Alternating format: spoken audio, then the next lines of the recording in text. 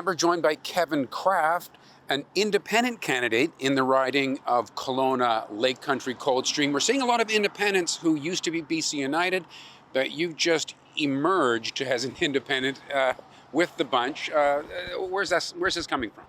Well, it's an exciting time, and we're in unprecedented times, provincially speaking, when we're talking about politics. We've had a lot of interesting things happen, and we're kind of at a historic moment where there are many independents, many sitting MLAs that are running independent, and I'm very proud to be the only independent in the Central Okanagan that is running who isn't part of the BC United kind of fallout.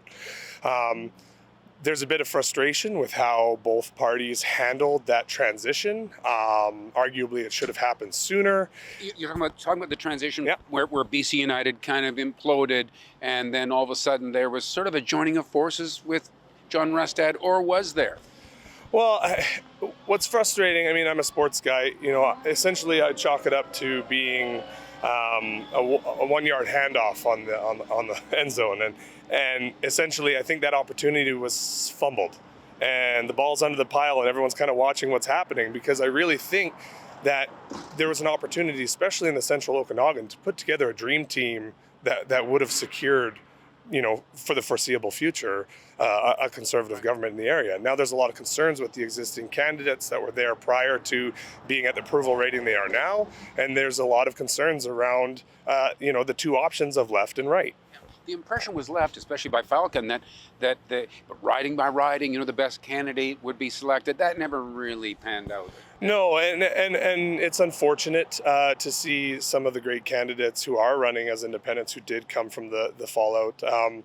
They were abandoned, essentially, and there was hope and there was some aspiration, and it just didn't come to fruition. And so the reasons for my running independent is there was a major dissatisfaction among the community members with regards to the two candidates selected, and none of them in the area were put there by an appropriate nomination race or kind of engagement with that new riding. And we got to remember, we include Coldstream in that new riding, and I don't care what party you're with, not one person, whatever member of every party, got the opportunity to really, truly voice and vote for their opinion as to who they should be represented by.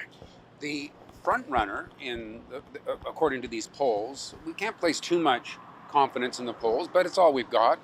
The front runner would probably be Tara Armstrong, the Conservative candidate, but she doesn't show up to the debates, does she? No, there's some extreme frustration going on from both media and even us as other candidates, like from other parties. It's frustrating to know that there are candidates who are going to potentially win without engaging in a democratic process and engaging with the public and engaging with the people that they're supposed to be, representative of. And it's a challenge. We've got Conservatives that aren't doing interviews like this, and they're not going to forums for people to show up. And how do they look when they're answering a tough question?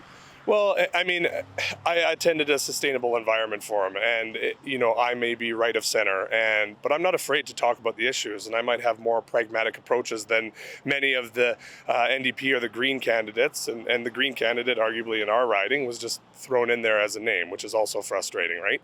So, we have two candidates that aren't engaging in the process. We have one candidate, who does great work with water, and her work is very much appreciated. Here's the NDP candidate.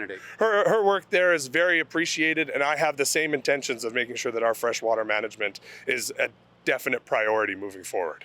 Right. And both you and Anna Warwick-Sears will go to a debate if it's set up, right? Yeah, absolutely. I mean, as an independent candidate, I have to take advantage of every opportunity the media offers: radio, podcasts, video, anything. Because even me, even you, I'll take your call anytime, because it's important. And growing up here and engaging with the likes of Wayne Moore and the connection of football in the past and the history, that's all valuable to me. And I respect local media and the opportunity that you all present to us, and especially as an independent candidate, it's so important. The other thing is, you're not a complete mystery to people. You've been active on the Regional District Board. Yeah, I'm currently the Vice Chair of the Regional District Board and Chair of the Electoral Area Services Committee and sitting on multiple boards. But I really think, the job of an MLA is to be representative of the communities that they're going to be charged to represent. And in that fact, you have to be reliable, relatable, and have a pretty broad understanding of the multiple issues that we have. And arguably, the last time I counted, we have 6 distinct communities in Kelowna-Lake Country-Coldstream that all are vying for different priorities, different needs, different requirements. And if you're not aware of that, I don't think you can serve as best you can as an MLA if you don't understand that and have that grasp. Right. And you're a former collegiate football player? Yeah, I played for UBC Thunderbirds and proud of that. And I'm also an alumni of both UBC and the Okanagan College, which is both campuses are in that riding as well. So what would be the sports analogy for your candidacy? Are you throwing a long bomb here, or what do you think? Well, I'll compare this. I mean, both EB and Rustad are not Aaron Rodgers caliber Hail Mary throwers with what you're seeing here and the low-hanging fruit and the kind of final push. But, for me, there's a little bit of a Cinderella story coming up. There's, maybe I can make playoffs and maybe I can make a real push to the championship. All right, terrific. Great chatting with you. Awesome, thank you. And thanks for watching Kelowna Now. We don't just report the news. We live here too. We're your neighbors, bringing you stories that matter to all of us. No government funding, no outside influence. Kelowna Now, local, independent. News you can trust.